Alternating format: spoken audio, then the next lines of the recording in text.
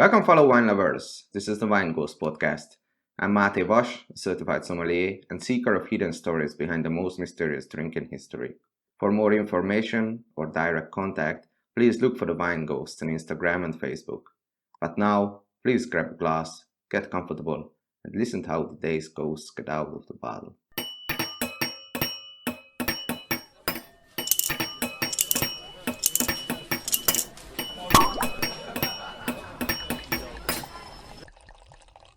The 20th podcast episode is a truly moving one.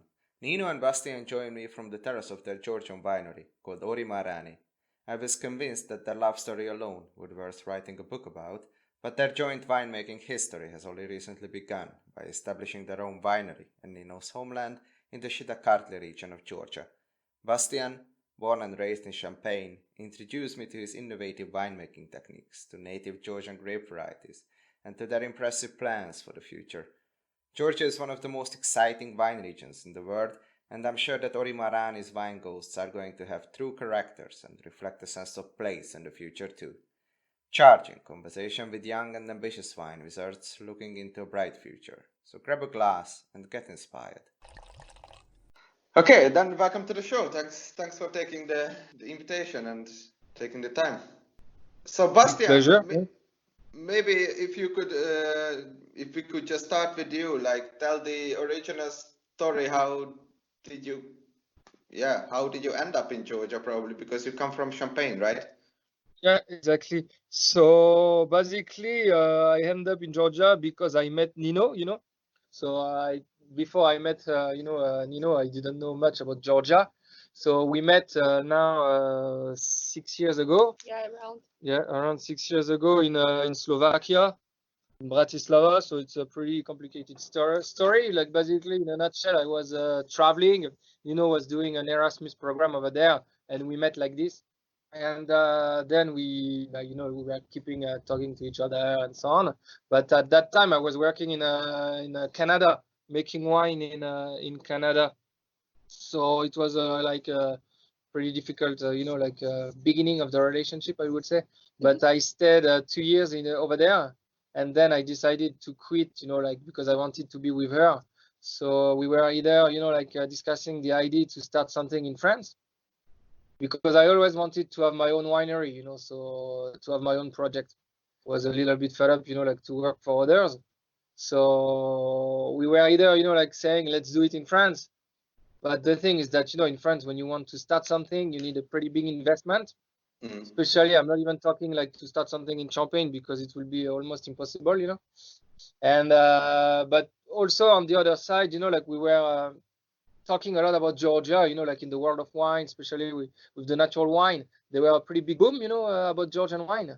So it seems to be like a pretty natural, organic way, like to do, because it was better to start, in Georgia, because also the investments less big, that what you can do in France, if you start something in France. Then also everything is very easy here, like to start a business, it takes only 5 days, like you buy a house, it takes the same 5 days. You don't need to go through all the bureaucracy, that you can have in France, and I guess also in Germany, where you have to go through notary and all that stuff. So here it's very easy, like to do something. So that's why, like we started Ori Marani together in 2017, I would say. Perfect. But you come from a wine growers family, right?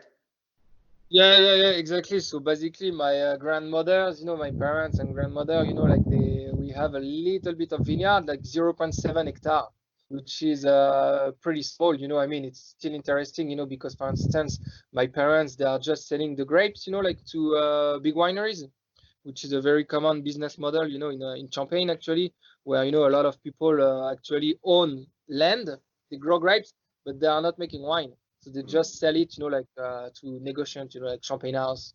So that's what they are doing.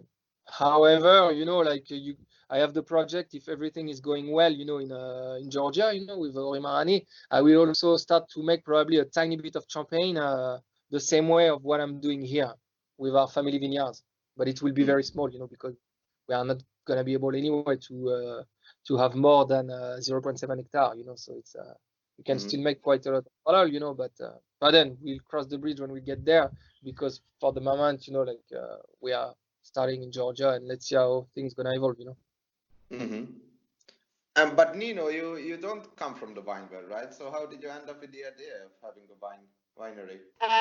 You know, in Georgia, it's a big tradition of winemaking, and each families, they are doing their own wines for their own consumption. Of course, it's drunk very young, if not something outstanding. But my father, my grandfather, they are making wine each year. So this has been always interesting topic for me. And of course, when I met Bastian, I was not very knowledgeable with this direction, but slowly by slowly, with him, we started this project, and it's very interesting with this direction, because now it has absolutely different meaning than before. But of course, it's also coming from old traditions, which my family is still keeping. And are they helping you with the winery? I mean, your family? Not with the winemaking practices, but of course, my dad, with a profession, is a building engineer. So, like when we need some job to do, yes, with this direction, we get a lot of help from him, but not with the winemaking practices. Yes. I said even if he's making pretty good wine, you know, like for the family, you know, it's But it's now Bastian giving his tips. Improving a tiny bit. Family project. It's good to have a topic to talk about at the dinner table, right? Yes, exactly. And my dad's wine has never been bottled before, and 2 years ago we started to help him also to bottle the wine, to keep it longer, and yes, to improve it in this way.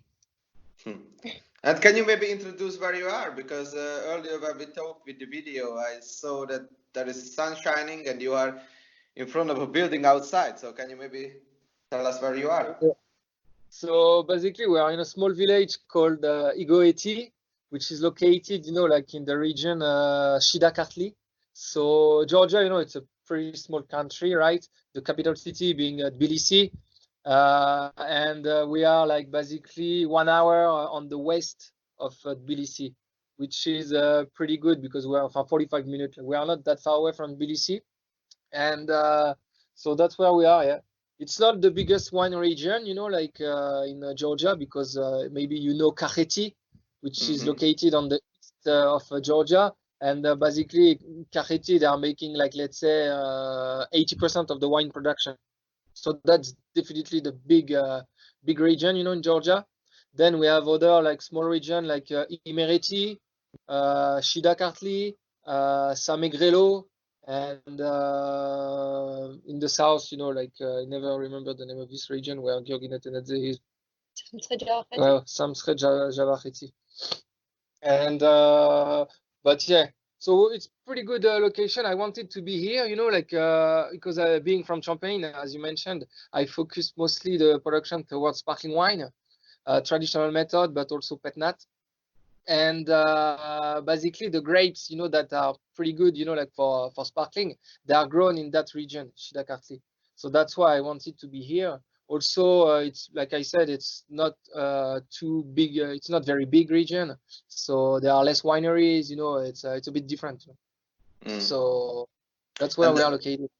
And when you say it's not that big, how many hectares are we talking about, or how many growers? Well, you know, like in Georgia, it's around, you know, like 70,000 hectares in total.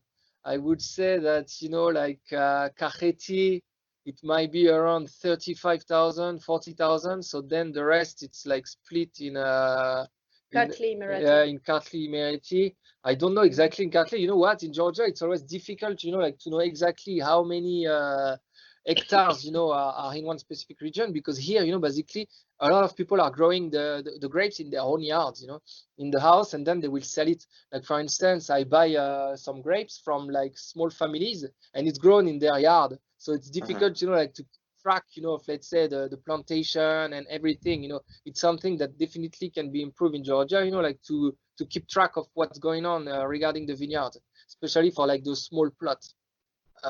Because here you're free to plant anything you want without asking, you know, like any right of plantation, what we can have, you know, for instance, in France, you know.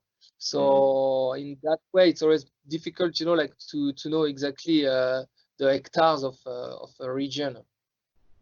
But I would say, yes, Shida Kartli probably around 15,000 hectares, even less, maybe 10,000. And this Shida Kartli, right, the region. Yeah. So this is, I guess, that's a cooler kind of climate, right, inside Georgia. It's cooler than, for instance, Kakheti, where Kakheti, you know, like it's a very desertic area. Let's say it's, you know, it's close from Azerbaijan, so you know, like it can be very warm, you know. But here, yeah, in Kartli, it's a little bit cooler climate. However, I would say it's not the coolest climate you can find in Georgia, because there is a region called Racha Lechrumi, and they are pretty high in terms of altitude. And over there, you can have a lot of like very, you know, like cool climate, terroir, and so on, you know. So, but the thing is that Racha is pretty far away from, you know, like Tbilisi. So, but it's also a beautiful region, you know. It's amazing. Huh? But for sure, Kartli, cooler climate than Kakheti, you know, for sure. And how did you find this place actually? Because you said you always wanted to go there, but how should we imagine the process of finding this place? When I arrived in Georgia in 2017 at the beginning, then we were just looking, you know, for a house basically on internet, like the normal now, you know, you buy a house on internet, you buy everything on internet, you know. So it's like we were just looking for houses. We visited a lot, and until we find, you know, like the spot where we wanted to be, you know, with like a good potential and so on. And you like flew there a lot, or check out other places, or? We have been checking around 20 house, 20 places per weekend, and it took us like 2-3 months to end up here. Yeah. We didn't have a big investment, you know, so you always need to find like a house, you know, like of course there will be always a lot of renovation to do. So that was something, but also with the potential for the future, you know, like let's say expansion, you know, of the winery.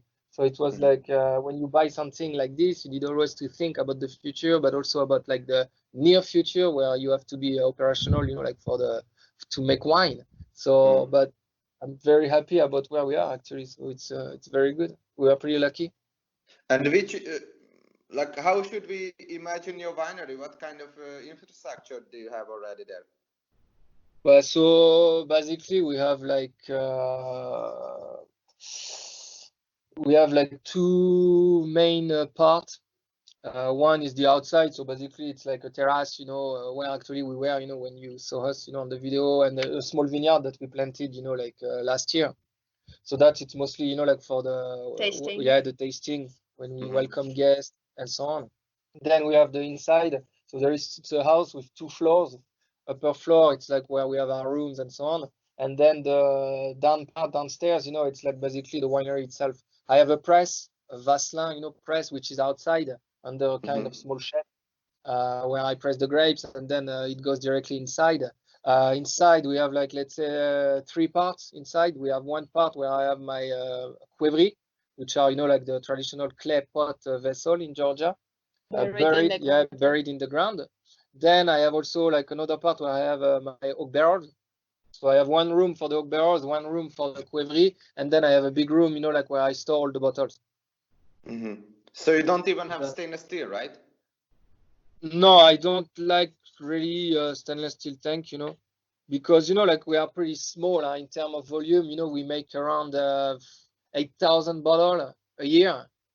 I mean, we increase every year until this year.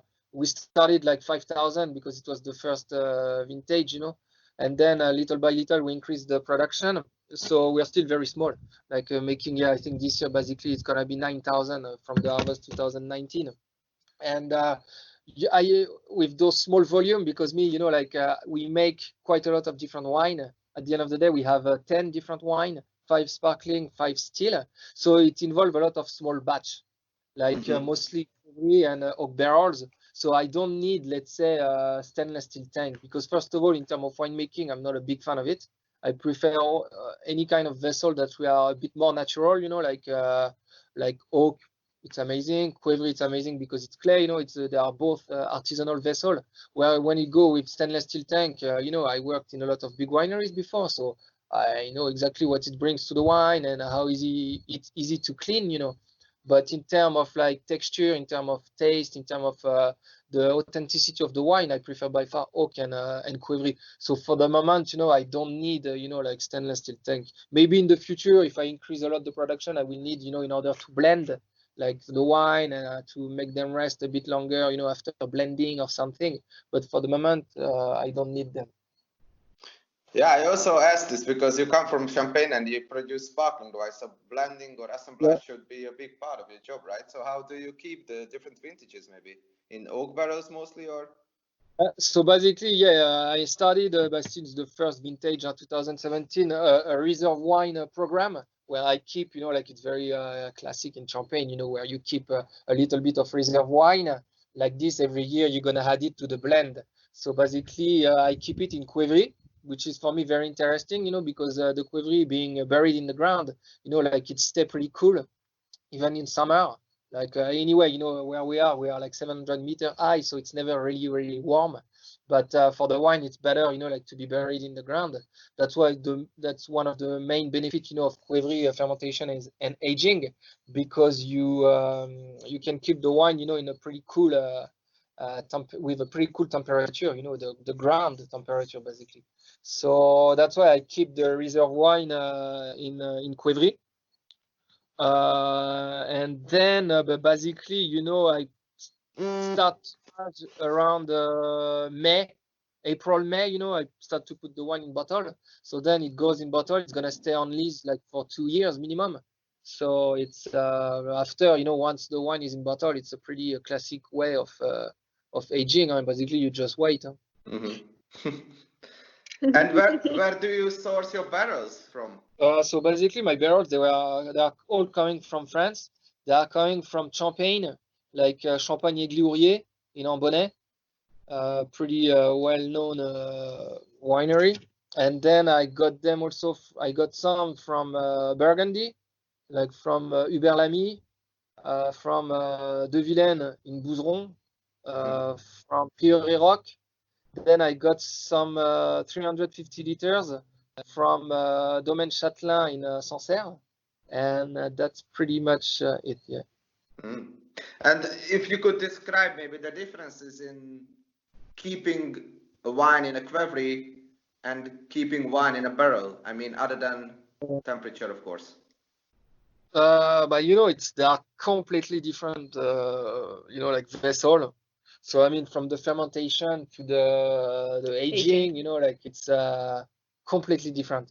So it's always depend, depending on what you're looking for. Like for instance, I will make some fermentation in barrel because I want something a bit more reductive, like the kind of like this very noble reduction that you get, especially when you ferment white, of course, and also a kind of more, let's say, something more crisp, like more fresh, more on this kind of style. Where then in Qvevri, it's always gonna be, more texture, more roundness, so it's a completely different thing.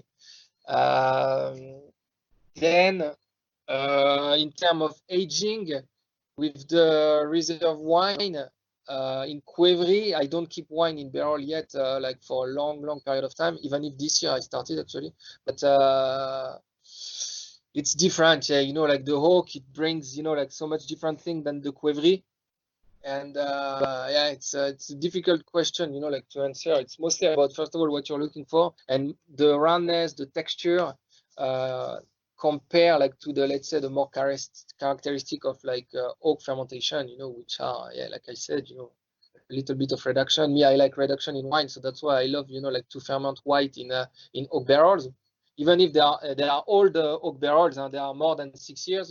I'm not crazy about a new oak, so it's always gonna be like second-hand barrels, but yeah.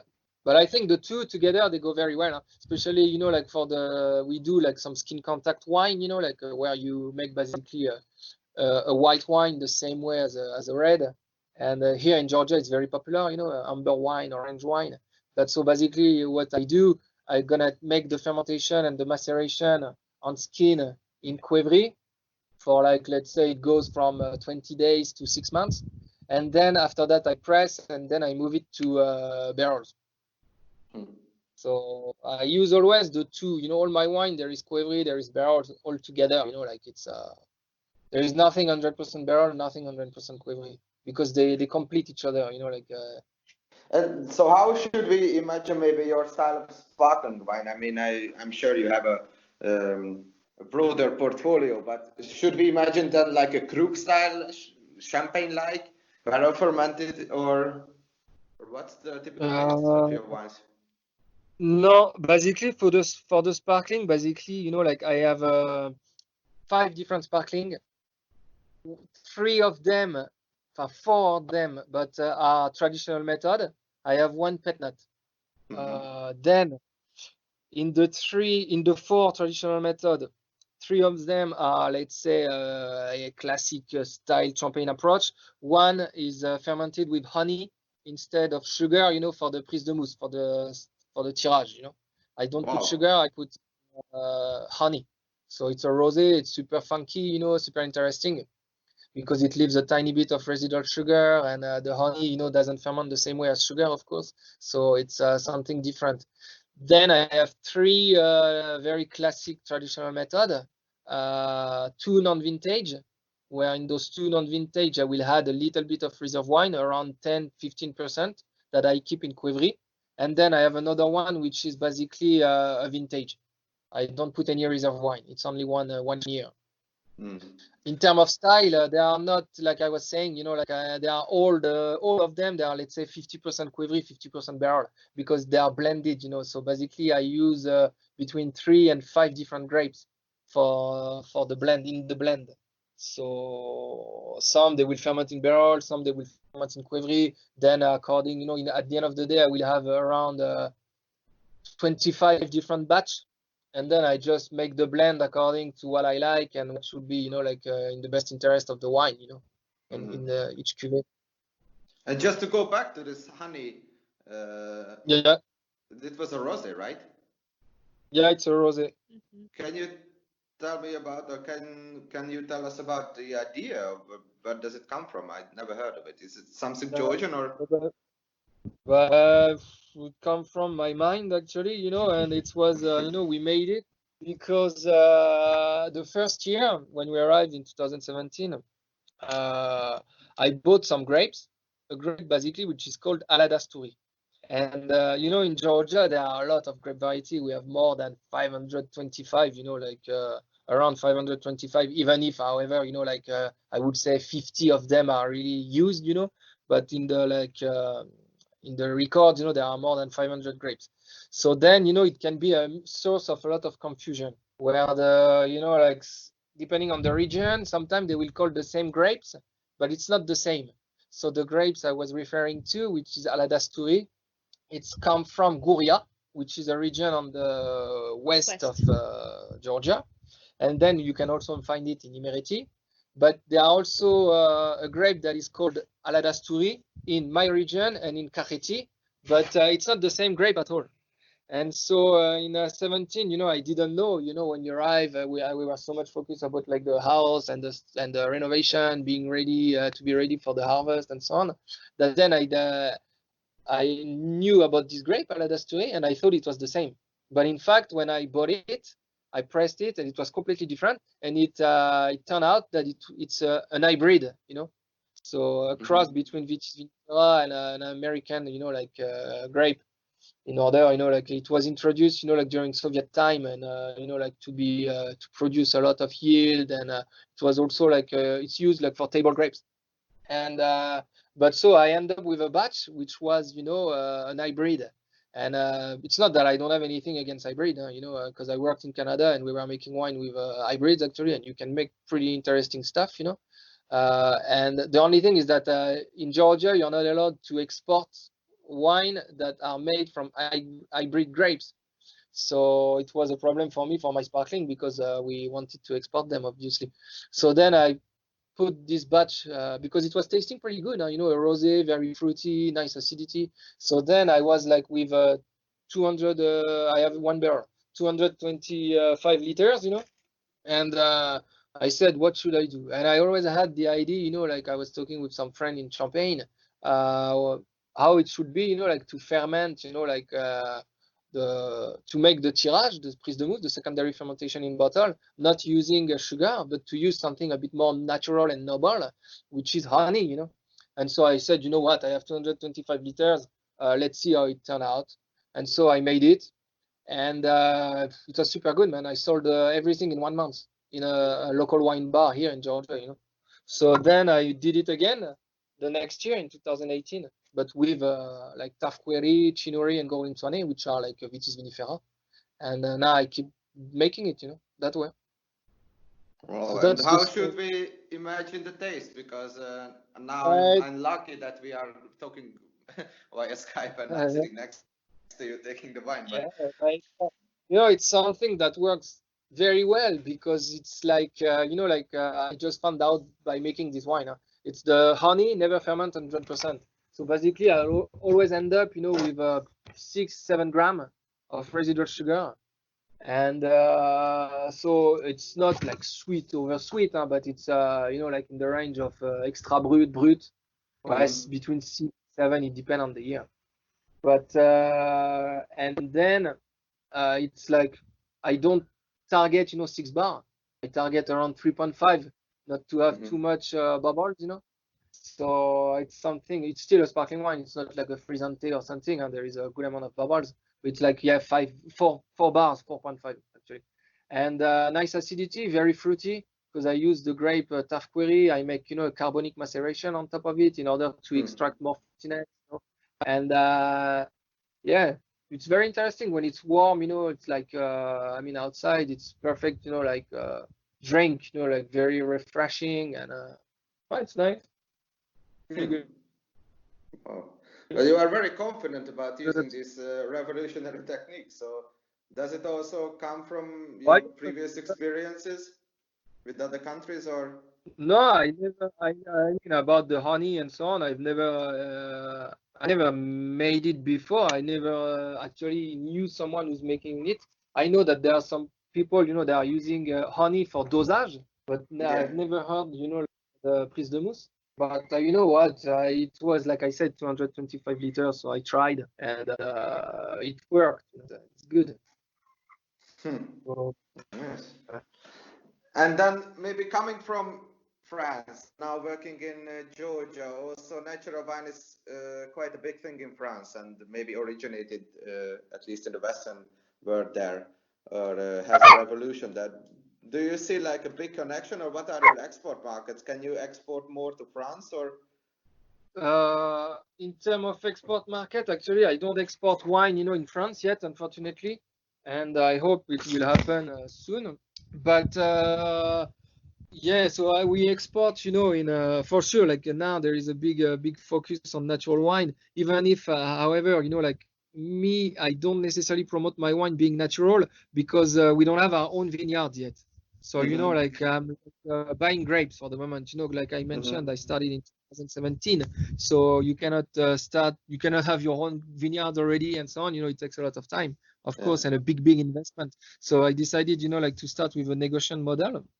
However, everything I buy is organic. I mean, I study enology and winemaking, like in France for 5 years. I'm coming from like a family of viticulture, like growers, so I have a kind of sense of how grapes should be grown. And then when the grapes arrive, at the winery, all the wines are fermented, with wild yeast, like spontaneously fermented. Nothing is added except a tiny bit of sulfite, even if, however, like all the wine, they end up having a maximum of 40 milligram per liter of total sulfite. So, that's the only thing basically I use. I have my dog who is barking, sorry. And so, but yeah, so I'm very close, like to be natural, but I don't. For me, natural wine, it's something that you need to have. Everything it should be made with your own grapes.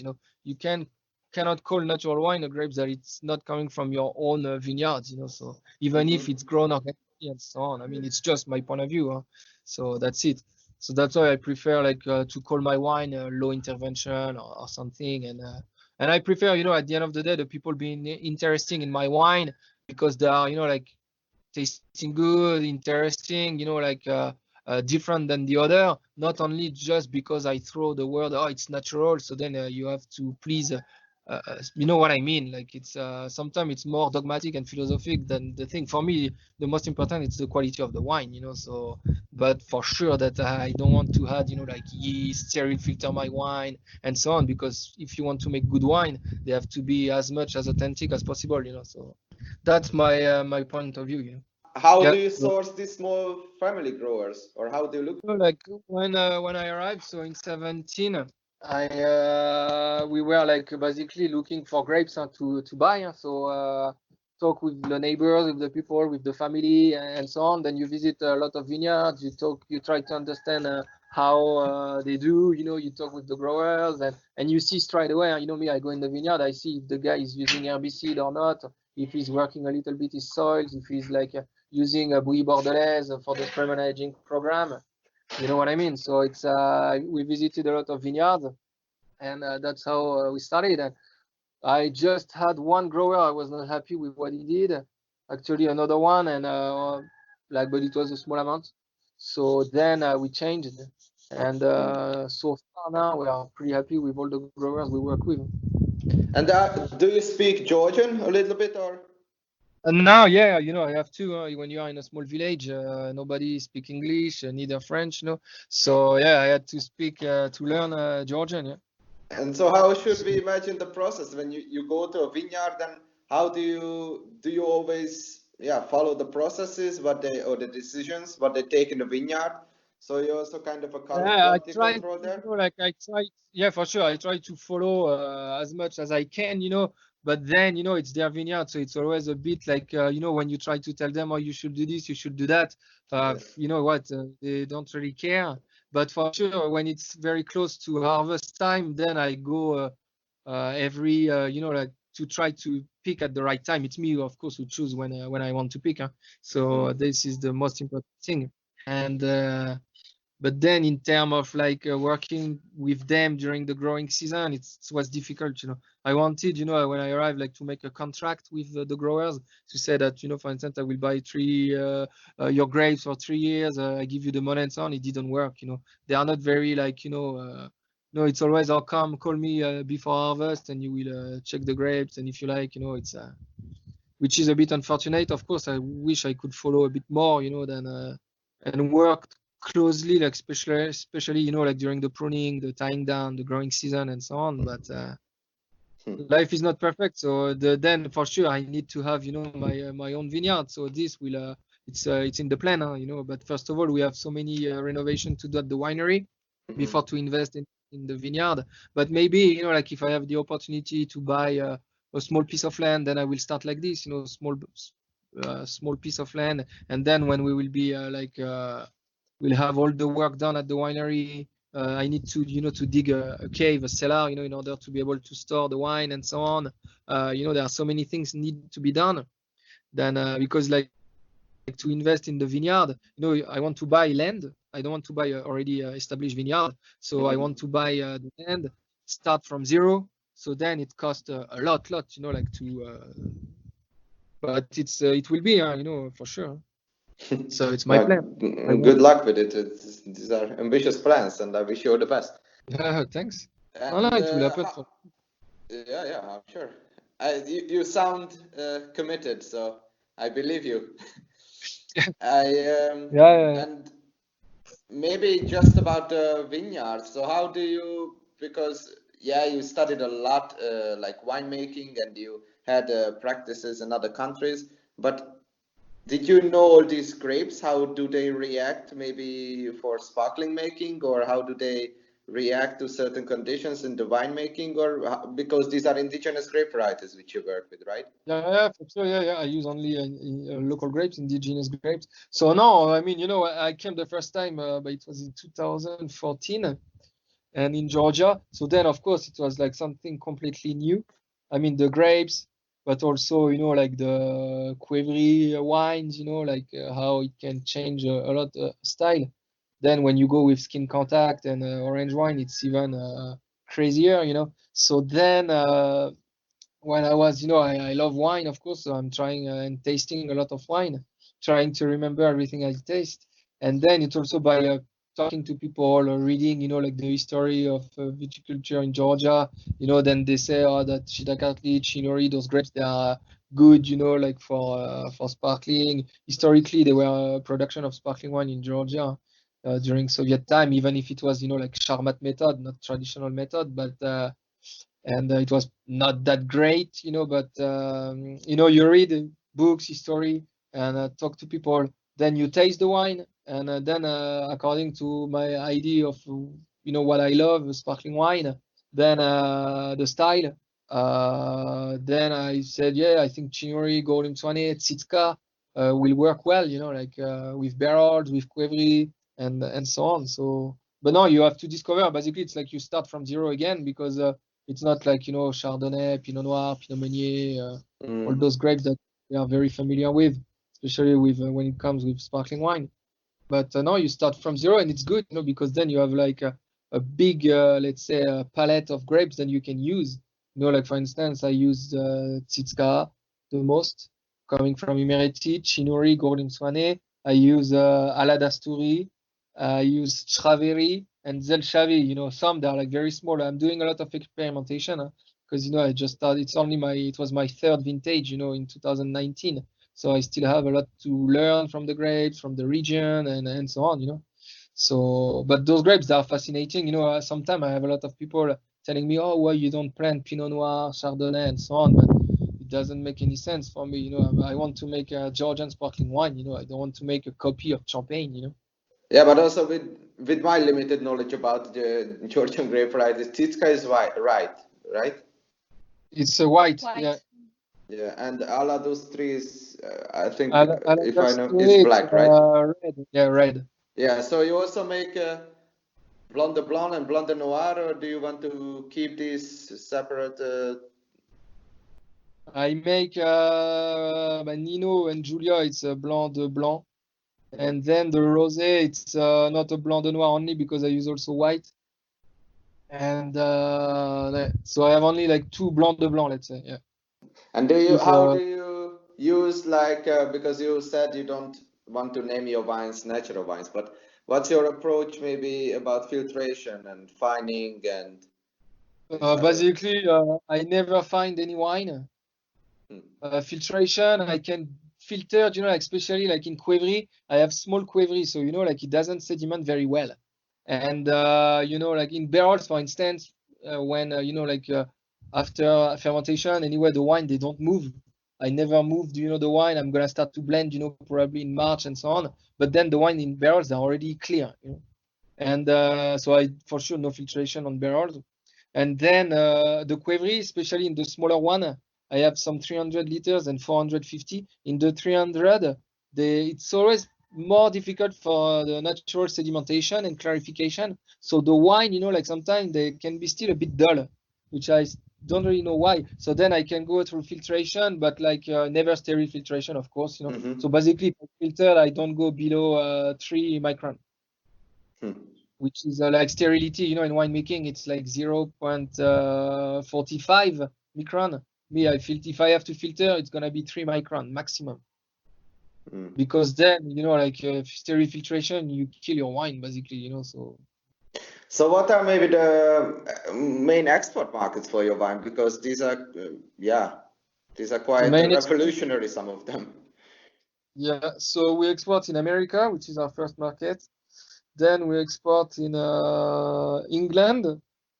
Then we export in Denmark, in Sweden, in Japan, in Canada, and in Finland a little bit last year. and that's it. Yeah, but I have a lot of before the coronavirus, a lot of interest from other countries, but so far that's what we did, and I was pretty happy, about those export market the first because it was the first year, like basically, so very new project, wine, and people they seemed like very interested, so it's very good. And how do you look for these export markets? Or Nino, you do the most of the selling part, or how should we imagine this? But so basically, when it goes to find an importer, it's always the importer who find you, I think, So then it's we do a wine festival in May. Unfortunately, this year it's gonna be canceled, of course. And then there are a lot of importers, sommelier, journalists coming, critics and so on. So that's the big months, May actually for the winemakers here in Georgia because of the festivals. And then it's via social media, Instagram.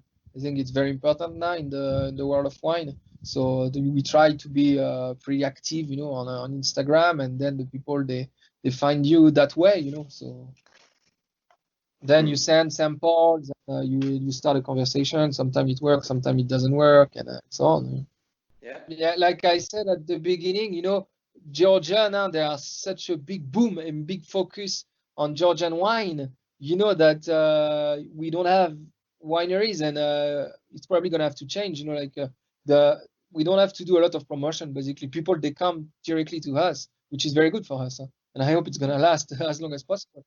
So it's completely different than, for instance, in France, where there is such a huge competition because there are more wineries. Everybody knows about French wine. Where now Georgia, it's something new, something completely different. So it attract people naturally, So it's very good for us.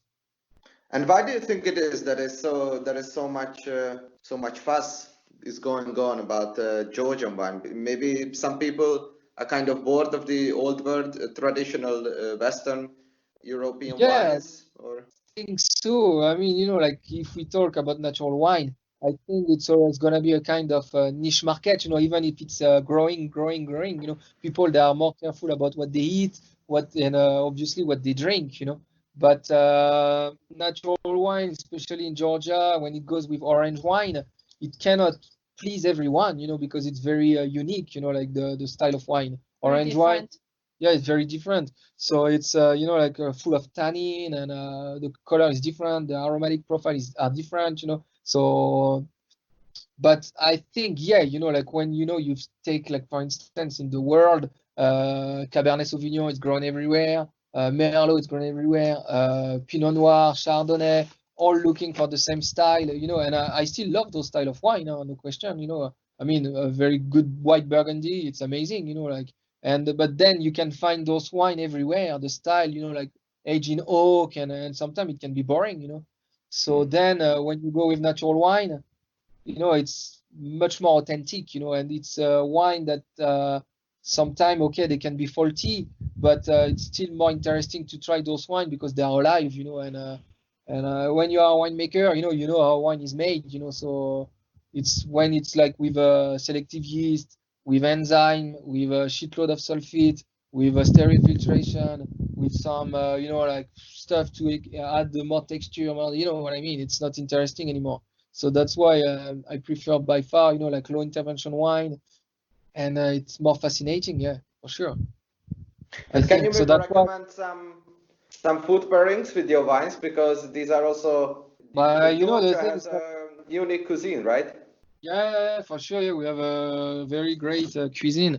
With my wines, the thing is that we have 10 different wines, so you can basically pair with everything you want. But for the sparkling, in Georgia, actually with Nino, I'm gonna ask her to answer this question. She's the local one, But in Georgia, yeah, there is a huge variety of food. Georgian cuisine, it's consists a lot of meat and cheese actually, and for the food pairing, amber wines are very good for Georgian food. And also, as far as for sparkling wine, Bastian is also using quevri, which is giving the wine more roundness. I consider that sparkling wines from Ori Marani are also very good with pairing for the Georgian dishes. What I can say more is that we're also using a lot of walnuts for preparing Georgian dishes. Like The veggies, wines, you know, yes. like eggplant, you know, it's a lot of eggplant, like barreggiani, Spinach, yeah. spinach. Yeah, it's a very diverse, you know, Georgian cuisine, completely different than, you know, like for instance, French one. You know, like with the food pairing, me, I'm always a bit like even, you know, when I'm in France and so on with the wine, it's, you know, I drink most of the time wine without food, you know, like aperitif and so on. But then, you know, in Georgia, like they have a big tradition of what they call khachapuri, which is a kind of bread toast with cheese, you know. And there are a lot of different type of khachapuri according to the region. Then, you know, like they have a big tradition of barbecue in a different way. Like it can be a kind of kebab, but also pork directly, you know, like cooked on the barbecue. Then there is like one of my favorite sorry, which is chmeruli. So basically, it's like chicken, you know, cooked with a garlic sauce. So this, you know, like when it goes with food pairing, wine pairing, it's very difficult because, you know, like the garlic, it takes so much flavor, so much power that you need to put, you know, like a wine that's gonna be strong enough. And definitely amber wine, they can hold the comparison, you know, and they can hold the pairing together because it's like very strong dish. Then what else? There are so many things, you know. It's but it's interesting always, you know. Like I think And maybe with Western cuisine, what would you pair with orange wine? So with your sparkling wines, because some people maybe listen from the US or Germany, they don't really want to cook Georgian dish or cannot. But you know, like you can go with like Boeuf Bourguignon, you know, like it's with the French cuisine, it's easier to pair because first of all, we are less spicy. I think even in America, you are not gonna cook very, very spicy. Here in Georgia, sometimes it can be spicy, and so it's different. But yeah, I think like in Blanquette de Veau, I don't know if you know this dish. It's very famous one from France. With any of my sparkling, it's gonna be fine because it's like with this creamy sauce and the texture is there. So then you can pair a wine with that. Or it's a tough question. I'm always, you know, like yeah, oysters, yeah, for sure. Like sparkling wine with oysters, nothing better. And for the pairing, you know, like it's I'm not necessarily a sommelier or something, and I think that, you know, the wine, they can be paired with a lot of different type of food, you know, like. And because you said these grape varieties of your wines have very distinct and different kind of taste profile. So Yeah. do you, how? Because just to be honest, I really like the wine tasting notes of my girlfriend because she's not a sommelier and she, you know, she just closes her eyes and does a lot of like a poet. And what do you think of the traditional wine tasting notes? Maybe also about your wines, like okay, medium acidity, ripe pear, you know, this kind of typical stuff which you can just read in every wine magazine. Or do you use like another approach to sell your wines or to describe or market your wines? Well, you know, I like to speak about the authenticity of the wine, you know. So then but then of course you're always gonna use, you know, like the same kind of you know, of criterias and how to describe a wine, even if it can be always very personal. Me, that's why, you know, like when I taste wine with someone or even when I present my wine, I'm never gonna say, oh, it smell pears or citrus, and if you don't smell and you find this in my wine, you're wrong, you know, because at the end of the day, it's like it's very very personal. So I don't necessarily like use a lot of yeah, this kind of description, you know, even if personally I like always to rely, you know, on freshness, you know. I like a wine to be fresh. Then I like the drinkability, which means basically, you know, you drink a glass, you want straight away to drink another one. So this for me it's very important, the drinkability. Then the length, you know, the wine has to stay in mouth for a long time, you know. Also, when you open the bottle, it can stay in the bottle open like for half day, and the wine is not gonna go bad straight away, you know. It has to be, you know, like still alive.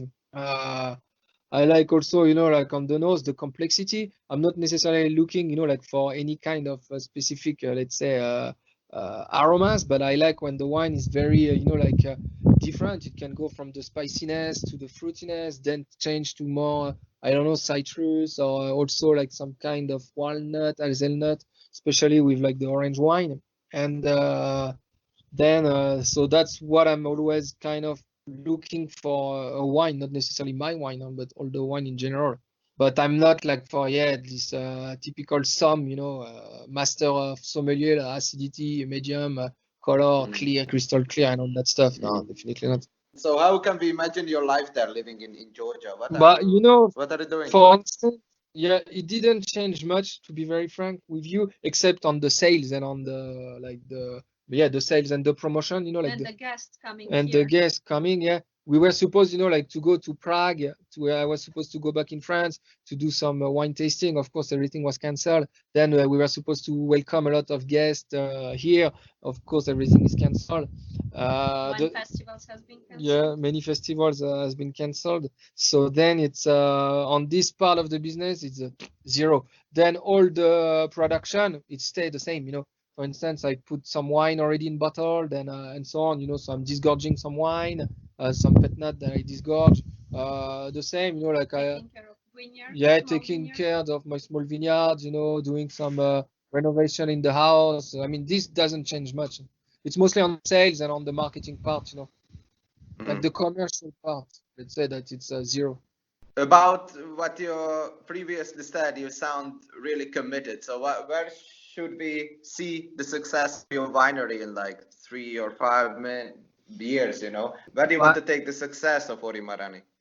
But like the most important thing for me is like the business. Like to be able to keep going. What I do. That means sell the wine. Then in terms of like expansion, honestly, like I said, I'm around 9,000. I don't want to increase too much. I don't want to be a big wineries. I prefer by far, like to keep like this around 10,000, maximum 12 maybe. We'll see, but keep the quality very high. And in terms of quality, every year, it has to increase. So, because you learn from the previous mistake that you made in the winemaking and something. So then try to make sure that everything is fine. Then do a lot of renovation in the winery to be able to have this cave, this cellar, underground to store the wine maybe longer in bottle. Also now I start to age longer the sparkling before bottling. So in order, like to have, let's say, a 2 years aging in barrel, and then to put it in bottles. I'm doing a lot of experimentation, trying to always increase the quality of the wine. And the last one, to make champagne in Champagne. Yeah, to make but this is gonna come later. Like I said, we have a little bit of vineyard, so I would like to make a small project over there. So Ori Marani, but in Champagne, because Ori Marani, the name in Georgian, it means the two wineries. So I called it like this because like you've seen now, we are making a lot of wine with barrel and Cuevri, the two. So it's the two philosophy. Nino, she's Georgian, me, I'm French. So it's the two philosophy together. Sparkling wine, traditional method, but with Cuevri, with the local grapes, and so on. But also because ultimately there is this idea of making champagne, with Cuevri, but in Champagne, of course.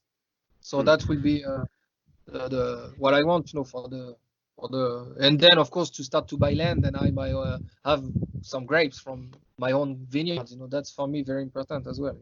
When you start something like this from zero, it's you always think about the future. For maybe the next generation. Hopefully, if everything is successful, let's hope that they will take over. I don't know. We are still young, so it's early to speak about this. But when you build something like this from zero, it's always nice to hope. It's nice to hope that it's not gonna go away. Know what I mean? So it's only if we start to buy land and plant vineyards, it's for the next generation, basically. And how can we maybe imagine like the wine laws or the wine administration there in Georgia? Because you said it's quite easy to buy a land and to buy a house, but in terms of wine laws, like how strict they are? So in terms of like there is, like it's called the wine agency. So basically it's like attached to the Ministry of Agriculture. They are the main organization, like who take care about the Georgian wine, from the vineyard to the winemaking, you know, like to the export and so on. And in terms of laws, you know, but like I said, you don't need the rights of plantation or anything, you know. So it's you can, unless you know there are like 18 appellation in Georgia, like what we have in Germany, in France, Italy, you know, like but it's not very a model that I think is gonna be sustainable, you know, because now, especially with Georgian wine, people they don't really care about the appellation, they trust more, you know, like the growers, you know. So it's I don't think that it's gonna be more and more appellation created, which mean more and more, you know, like restriction in the style of wine.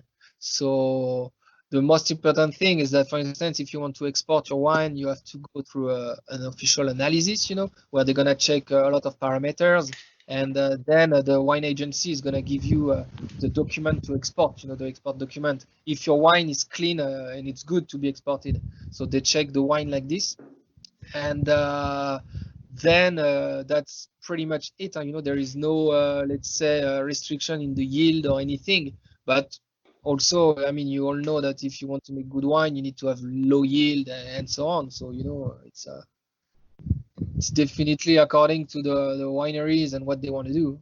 So it's more self-regulated then. Yeah, it's more like on the American business model, you know, like what's happening in North America, you know, the USA and Canada, you are basically free to do a bit whatever you want. So that's, I would say it's more like this than the French or Italian side, where you know, everything is so restricted and with a lot of controls and so on, you know. I also asked this because Georgia has a long tradition of winemaking, but yeah, but for sure, you know, like Georgia, I mean, they found historically like the oldest trace, you know, of like of grapes, you know, and so on, and also like some very very old Cuivri that was, you know, like keeping in the ground with some trace, you know, of tartaric acid, which means that they were making wine, you know, like 8,000 years ago.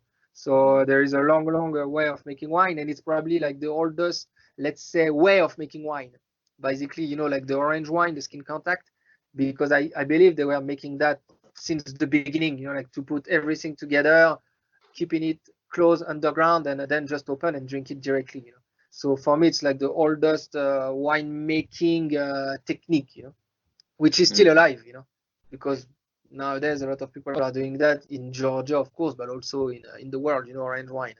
So it's I would say, yeah, that's it's very fascinating, you know, because there is such a huge tradition of wine, you know, like Nino was mentioning, you know, like every family is making wine. It's something very important, you know, like for the people, you know. So that's the thing. Yeah. okay, Bastian and Nino, thank you very much for your time. Thanks a lot for the invitation. Thank you. Thanks for taking the time, and really good luck. And you sound both really ambitious and committed. I believe in you. So yeah, and if one day you come in Georgia, you're more than welcome to come at the winery, and of course we'll be able to travel again. Yeah. Have you ever been? No, not yet, unfortunately. Yeah, for sure. So you're more than welcome here at the winery. Thank you very much. Really, yeah. All the best and have a nice day. Yeah, thanks to you. Have Bye. a nice day. Bye.